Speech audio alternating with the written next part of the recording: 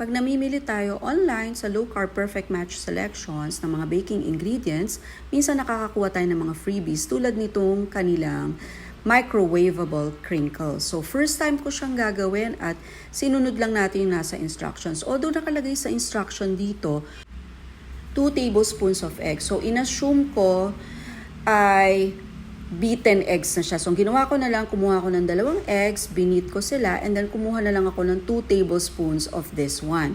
So, yan muna ang itatry ko sa recipe na ito. So, anyway, sinunod natin ang instructions sa recipe which includes the butter, the cream na i-add natin, and the vanilla extract. So, yan yung in-add natin para gawin yung wet ingredients. So, whisk muna natin yung wet ingredients at room temperature dapat, and then we mixed the dry ingredients na nasa loob ng pakete na ito.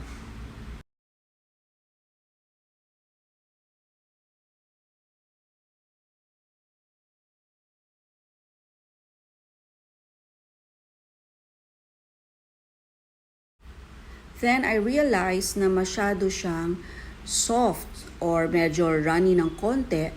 So, ang ginawa ko, nag-add ako ng 2 tablespoons of almond flour.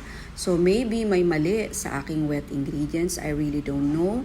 O tama ba yung 2 tablespoons of egg?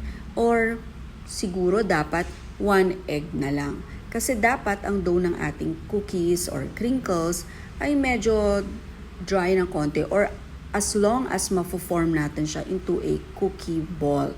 And so, microwavable instructions yung sinunod natin. And so far, okay naman.